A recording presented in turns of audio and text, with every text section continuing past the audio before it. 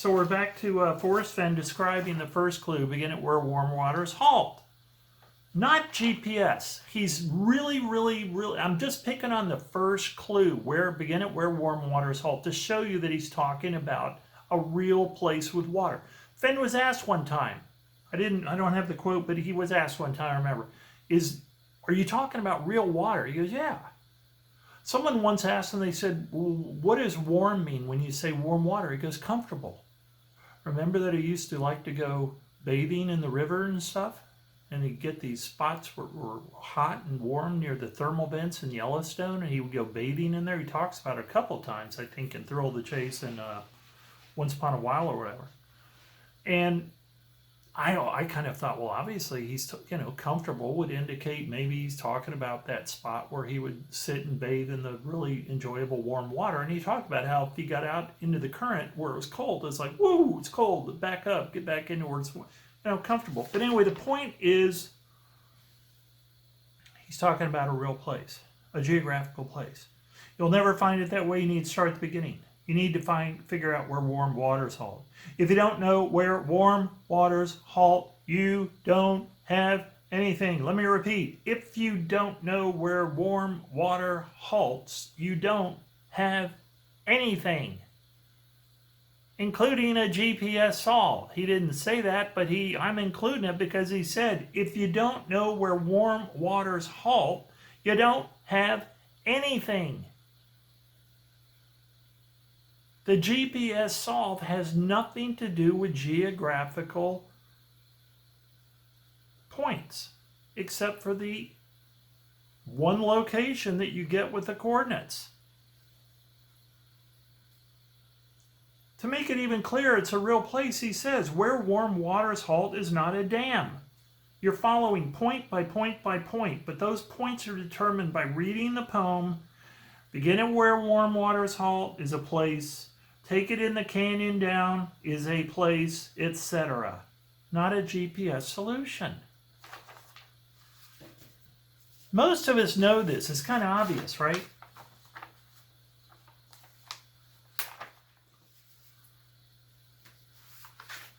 This is what was said. This is what was said in the article.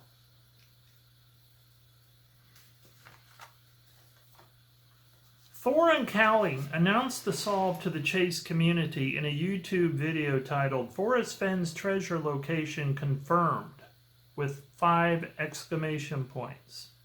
The community reacted with overwhelming negativity to the triumphal certainty of the headline and only slightly less so to the solve itself. Justin Posey was more confident in this solve than in any others he had heard or thought of, but even he still had doubts. I wasn't totally comfortable with the 5 exclamation point announcement, he says. Here it is. Why so many people are irritated and why people contacted me and asked me to say something. Because I have a video channel and I can do it. Posey also understood that if the coordinate solve was correct, decoding the poem's imagery might be unnecessary, but many in the community wouldn't countenance that possibility. Thousands of people had spent untold time parsing the signature phrases of Fenn's poem. Dissertations almost had been written on strings of words like, where warm waters halt. This is what I'm talking about. The possibility that none of it even mattered and that the only real meaning of the poem was the possibility that none of it had ever mattered and that the only real meaning of the poem was a chain of digits concealed within it almost an affront. If that were the case, it would mean Fenn had sat watching amusedly for 10 years as everyone studied every square inch of his life and biography when the key to his poem was essentially an advanced brain teaser.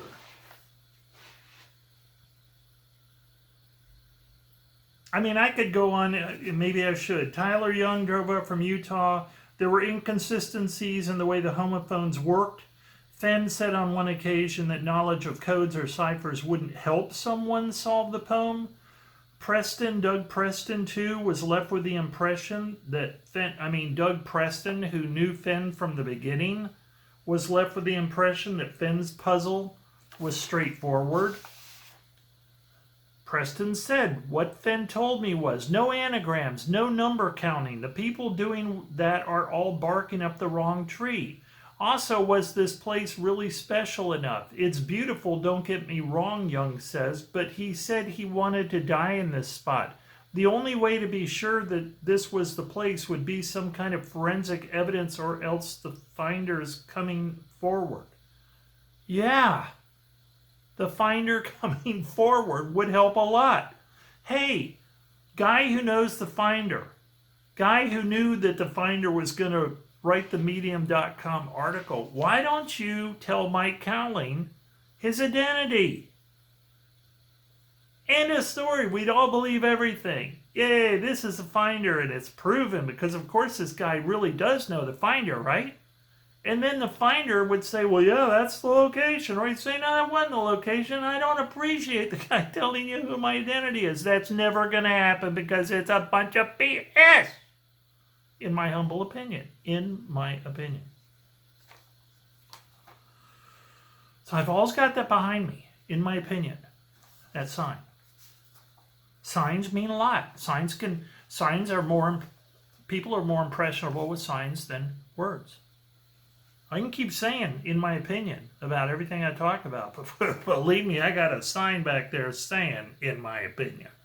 Right? And there easily.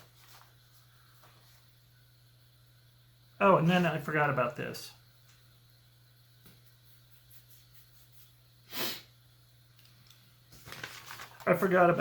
Now, this is again, here we go again with another non-confirmed thing. And I'm just, I'm trying not hard, I'm not really care.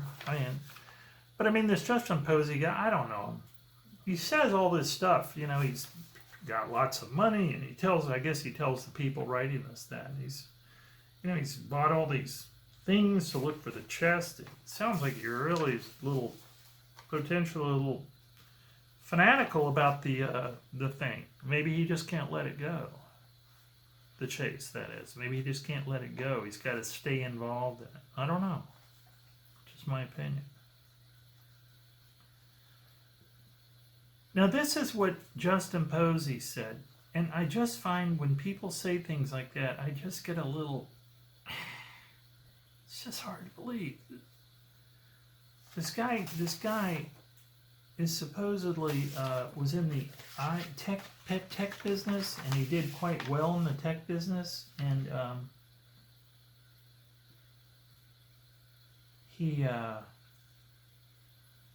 guess he made a lot of money, and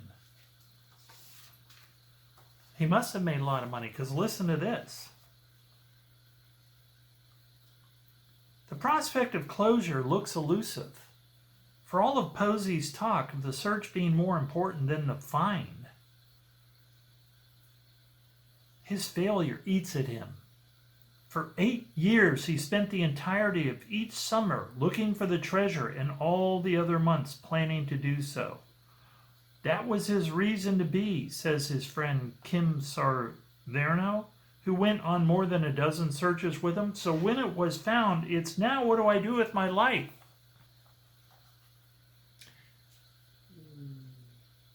Did you hear that?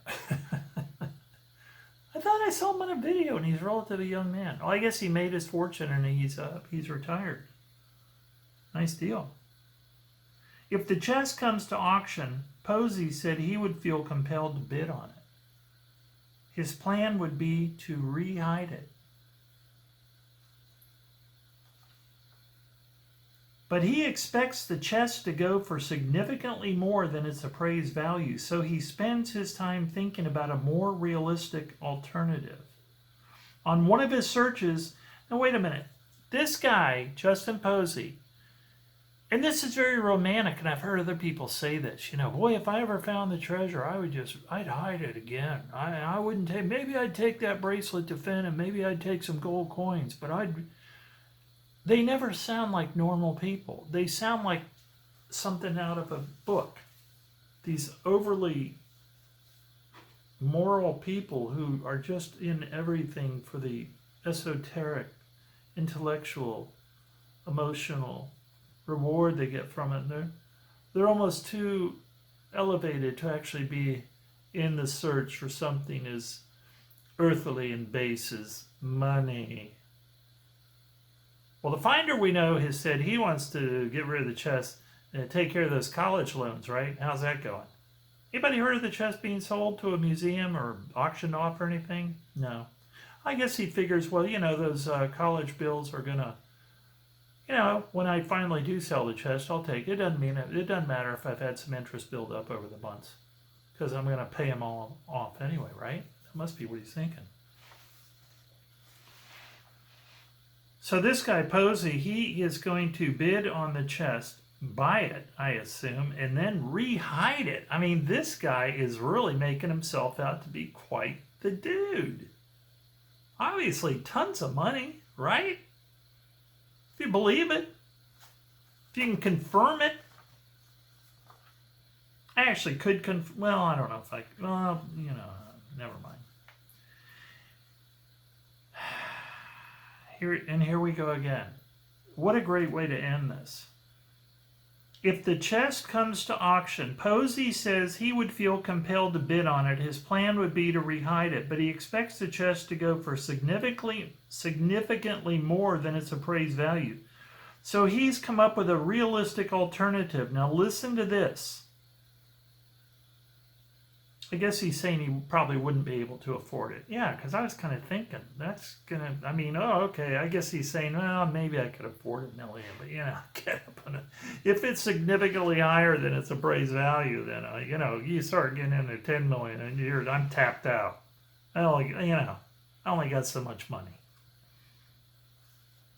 On one of his searches in Montana, Posey happened upon a fist-sized rock that looks like a meteorite. It was pitted, had a metallic sheen, and was extremely dense. It was also magnetic.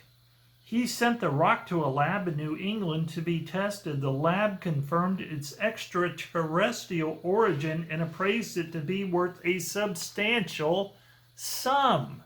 You go, dude. Posey hasn't told anyone exactly where he found it.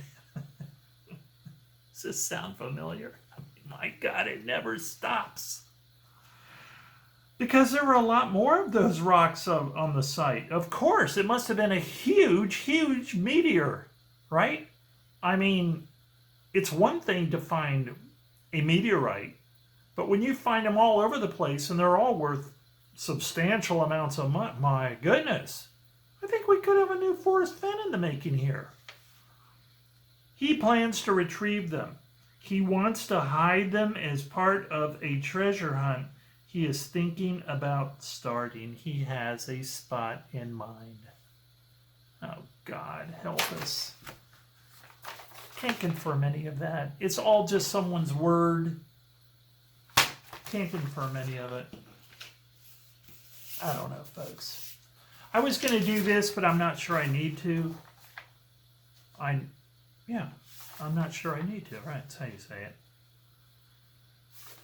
But I wanted to kind of just go back to what Forrest Fenn said. So I'm going to go through these very quick. But I'm going to go back and just read some things about how Forrest Fenn talked about finding the treasure, right? How Forrest Fenn told us to find the treasure.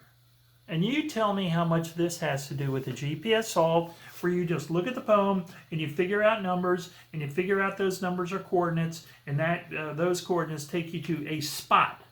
One spot. All right? And that's how you find the treasure. Mr. Fenn, is there any knowledge of U.S. history that is required to properly interpret the clues in your poem? Fenn says the only requirement is that you figure out what the clues mean, meaning go through the whole thing and figure out each clue, which is a far cry from a GPS solve, but a comprehensive knowledge of geography might help. Why in the hell would you need geography for a GPS solve? You get that GPS location, it's on top of a mountain, it's beside a river, it's in a gravel pit, it's, It doesn't matter. That geography is going to be what it is when you get there. It doesn't matter if you have any knowledge of geography. Having a knowledge of geography would only help if you were trying to determine individual geographical places from different clues in the poem.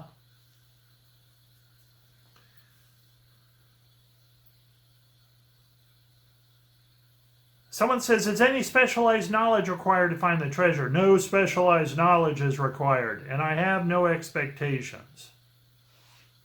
The thrill of the chase book is enough to lead an average person to the treasure. Now, of course, the poem was in the book. The famous quote where he says, some searchers overrate the complexity of the search, knowing about head pressures, foot pounds, acre feet, Bible verses, Latin, cubic inches, icons, fonts, charts, graphs, formulas, curved lines, magnetic variation, codes, depth meters, riddles, drones, or ciphers will not assist anyone to the treasure location.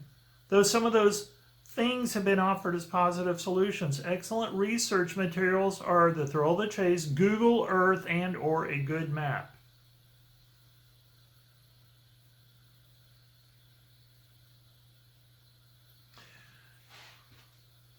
Could it be any more specific than this? This is a very non-GPS way to look for the treasure. This is Forrest Fenn, the guy who set up the whole damn hunt.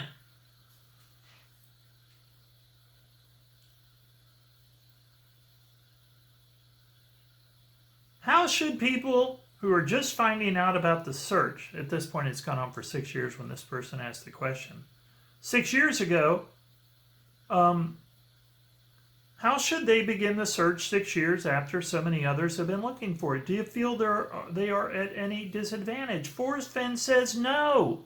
Fresh eyes and new thinking might provide a winning idea. I would advise new searchers to look for the clues in my poem and try to marry them to a place on a map. There's nothing more. He's just telling you, you look at the poem, you look at the individual clues, and you figure out where each clue is on a map, and you follow those points till you get to the treasure chest. Very simple. Straightforward, not hard to figure out, not a GPS solution. It seems the longer one thinks about the search, the more they complicate the problem. Forrest, what's more important in solving the search, a greater knowledge of toponymy or geography? I don't know how toponymy can help you at all, Chris. I had to look that word up. But if you knew the geographic location of each clue, it would be a map to the treasure. By the way, a toponym is the name of a place. Wherever you live, its name is a toponym. The United States, North America, Atlanta, and California are all toponyms. Even the names of made-up places like Narnia and Atlantis are toponyms. By the way, we believe we know where Atlantis really exists now in the Atlantic Ocean. And this is from research, not just from, going in and, smoking pot and reading Homer. We now believe we have found a place in the middle of the Azores where it looks like there was an advanced civilization. No, not a civilization with light bulbs and electricity and all that nonsense, but an advanced civilization for its time that was sunk. Because, of course, we had the Great Deluge, which occurred about 12,500 years ago at the end of the Younger Dryas, right? You know all about the Younger Dryas, right? Where the oceans went up a few hundred feet because of the ice melting. So much stuff to talk about. But we find ourselves constantly talking, or I find myself talking often about fake stuff. But in the future, I'll be talking about cover-ups and fake stuff, so who knows. But anyway, toponyms. It just doesn't get any more obvious than that. If you knew the geographic location of each clue, it would be a map to the treasure. Hello. Not GPS. Not GPS. Did the same 9 clues exist when you were a kid, and to your estimation, will they still exist in 100 years and 1,000 years? Thanks, Ron. Thanks, Ron. Thoughtful questions. The clues did not exist when I was a kid. Okay, folks, we have a little bit to go, going on to part 4, and then we'll be done. I hope. I'm not trying to rain on people's parade, but come on, folks. I mean, give people credit for having a little intelligence. Forrest Fenn spent 10 years of his life telling us how to look for this poem, and then coming along at the end and saying you figured out the location with a completely different way, and you can't even prove its location. It's a little far-fetched for me. A little bit much.